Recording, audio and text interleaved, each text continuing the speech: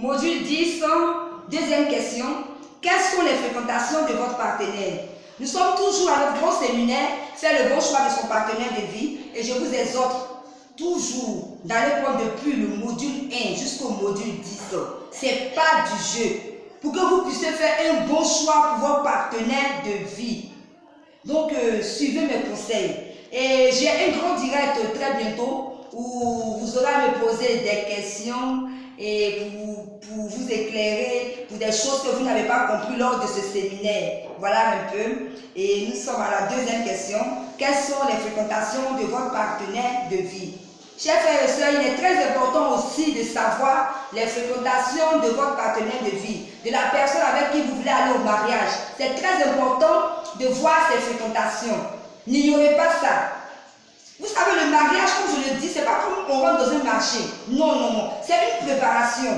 Le moment de fiançailles, c'est ce moment que vous devez prendre pour vous préparer, vous connaître, vous poser des questions. Donc, vous vérifiez beaucoup de choses. C'est le moment des fiançailles. C'est ce moment qu'on peut pour faire toutes ces choses. Alors, vérifiez les fréquentations de votre partenaire de vie. Est-ce qu'il y a des fréquentations qui peuvent vous aider à avoir un bon mariage ou il y a des fréquentations qui peuvent détruire votre mariage? Parce que si votre partenaire de vie a des fréquentations, je prends l'exemple, votre futur époux fréquente des personnes qui, bon, par exemple, qui se droguent ou qui sont tout le temps en boîte ou qui coulent les filles matin, midi, soir. Vous voyez un peu. Et chose bizarre, vous retrouvez votre partenaire dans ce genre de choses. Vous voyez que c'est un peu compliqué. Pareil pour votre future femme qui fréquente des filles qui s'habillent très mal, des filles qui se dénudent, qui portent des chaînes aux pieds, qui fréquentent des boîtes, qui changent des hommes comme des chemises. Vous devez tiquer. Parce que si votre futur époux se sent à l'aise avec ce genre de fille, c'est qu'en elle est un peu se gêne. Donc voilà pourquoi il faut vérifier les fréquentations de votre futur partenaire. Parce que lorsqu'on se met en couple avec quelqu'un, c'est pour aller de l'avant. C'est pour pouvoir aller accomplir votre destinée, beaucoup de choses positives, mais pas pour vous tirer en arrière. Voilà pourquoi il faut vérifier. Vos fréquentations ont une influence certaine sur vous. Si vous fréquentez les sages, ils vous marqueront de leur influence et vous deviendrez sage à votre tour. Le psaume 13, verset 20 dit: celui qui fréquente les sages devient sage, mais celui qui se plaît avec les insensés s'en trouve mal. Pour dire c'est ça. Si votre futur partenaire se promène avec des sages, vous voyez que ça va beaucoup vous aider dans votre couple. Ça veut dire que c'est quelqu'un de mature, qui sait ce qu'il veut, mais elle sait ce qu'elle veut. Mais si vous prenez quelqu'un qui se promène avec des insensés, vous voyez un peu quel résultat vous aurez en couple. Voilà pourquoi il faudrait vraiment faire attention aux fréquentations de votre futur partenaire.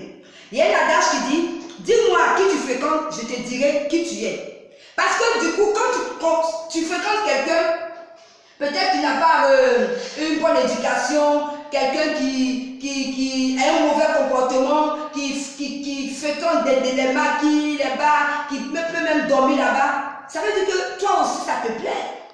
Donc voilà pourquoi on dit que dis-moi qui tu fréquentes, je te dirai qui tu es. Parce que si tu as une bonne éducation, tu ne peux pas te promener avec quelqu'un qui n'a pas une bonne éducation. Voilà un peu. Et la Bible aussi dit dans 1 Corinthiens 15, le verset 33, les mauvaises compagnies corrompent les bonnes mœurs. Ça veut dire que même si tu mets, il y a un panier de grains de maïs bien et que tu mets un grain qui est pourri, tu vois du coup que ça va contaminer tous les grains.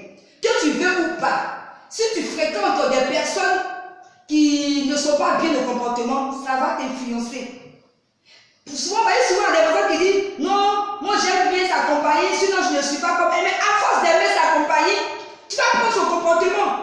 Donc imagine que tu es en couple avec une femme qui a des copines bizarres, qui l'emmène toujours dans des lieux bizarres. Tu vois qu'en couple ça sera vraiment compliqué. Elle sera tout en train de dire chérie, est-ce que je peux aller me promener avec mes copines? Est-ce que je peux faire ça avec mes copines? Et ça va compliquer votre relation. Et lorsqu'on se marie, c'est pour emmener l'autre à aller au-delà.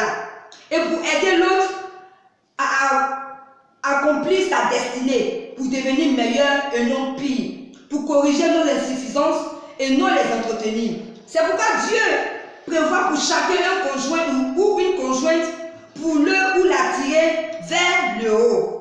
Si l'entrée dans votre vie de la personne que vous croyez aimer n'arrive pas à produire en vous un supplément de motivation à vous battre pour réaliser vos rêves, à vous surpasser et à maximiser vos capacités, mais rime au contraire, alors priez et réfléchissez encore. Comme je l'ai dit, lorsque vous choisissez d'être en couple avec quelqu'un, c'est pour vous aider. Vous vous aidez mutuellement. Tu aides l'autre à accomplir sa destinée et l'autre aussi t'aide à accomplir ta destinée. Tu aides l'autre à avancer et l'autre aussi t'aide à avancer. Mais si la personne que tu as choisie a une mauvaise fréquentation, vous voyez que c'est un peu compliqué. Voilà pourquoi il faudra avoir les mêmes visions pour entrer en couple. Et c'est très important d'avoir de bonnes fréquentations. Parce que si vous n'avez pas de bonnes fréquentations, votre couple ne va pas durer. Les bonnes fréquentations, c'est pour vous arranger vous-même. C'est pour vous arranger pour que vous puissiez durer dans votre ménage. Parce que les mauvaises fréquentations, les mauvais amis, ça ne va pas vous arranger. Ça va venir détruire votre couple. Voilà pourquoi c'est important, lorsqu'on veut rentrer en couple, d'avoir de bonnes fréquentations, des personnes qui peuvent vous donner de bons conseils, des personnes qui peuvent vous emmener loin. Voilà, c'est très important, les bonnes fréquentations. Donc, je vous exhorte en couple d'avoir de très bonnes fréquentations. Et surtout aussi, je mets en parenthèse les chrétiens. Très souvent, il y a des chrétiens, mais tu as des amis, des conseillers, des païens, des personnes qui ne connaissent pas Dieu. Dis-moi, tu es chrétien et tu choisis pour ami un païen. Ce n'est pas pour insulter les païens, mais qu'est-ce que ce païen peut t'apporter? Vous n'avez plus les mêmes visions de la vie. Vous ne voyez plus les choses de la même manière. Donc, tu ne peux pas les prendre conseil. Tu es un païen, pourtant tu es chrétien. Pourtant tu es chrétien. C'est des choses que vous devez corriger. C'est très important. Parce que le païen, lui, il s'en fout. Lui, c'est l'alcool, les femmes, les boîtes de nuit. Pendant le chrétien, lui, il cherche encore à connaître Dieu davantage. Et Dieu le conduit. Mais toi, tu vas chercher quelqu'un encore. Toi, tu as changé de vie. Et tu as pour ami des personnes qui sont encore de l'autre côté. Ça ne peut pas t'arranger. Ça, c'était une parenthèse. Alors, vous finissez par ressembler à ce que vous côtoyez. C'est ce que je dis. Quand tu côtoies quelqu'un chaque jour, tu finis par ressembler à la personne. Voilà pourquoi il ne faudrait pas dire que non, j'ai cette mauvaise fréquentation, mais je ne vais pas suivre son comportement. C'est faux. Tu vas finir par suivre son comportement. Je me rappelle bien, avant que je ne sois convertie, en classe de terminale, je reprenais ma terminale, j'étais en attendant, et tous mes amis étaient des garçons. Et ils fumaient. Mais moi, je n'aimais pas la cigarette. Mais à force de les côtoyer, j'ai commencé à fumer comme eux. Étant femme, j'ai commencé à fumer comme eux. Je vous dis qu'il faut faire beaucoup attention aux fréquentations. Tu vas te dire non, je vais fréquenter cette personne sans faire ce que la personne fait. C'est très dangereux parce que tu vas finir par faire comme cette personne. Et examiner la qualité, le niveau d'excellence des amis ou des fréquentations de votre futur époux ou épouse. Vous aurez une indication claire de son niveau d'excellence à lui ou à elle.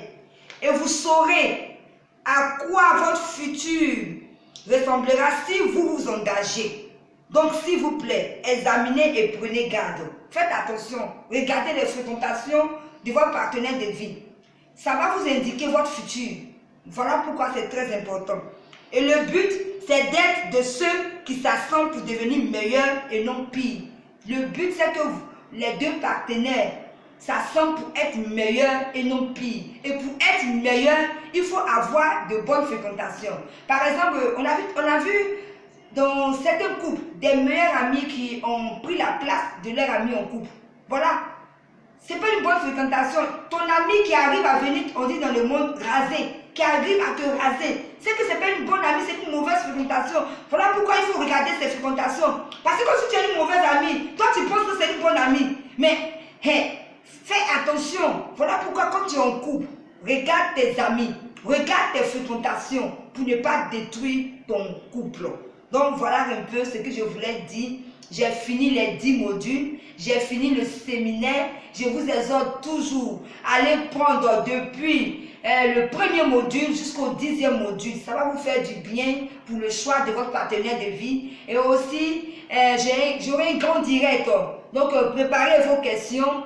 Si vous n'avez pas compris quelque chose dans ces 10 modules, Vous aurez le temps de me poser les questions et ensemble on trouvera vraiment une réponse qui va vous faire du bien. Voilà, vraiment je suis très heureuse d'avoir fini ce séminaire et à vous aussi je vous exhorte encore une dernière fois, je vous exhorte à suivre ce séminaire qui va vous faire du bien. C'était Gloire de Dieu, je vous aime et à très bientôt pour une prochaine vidéo.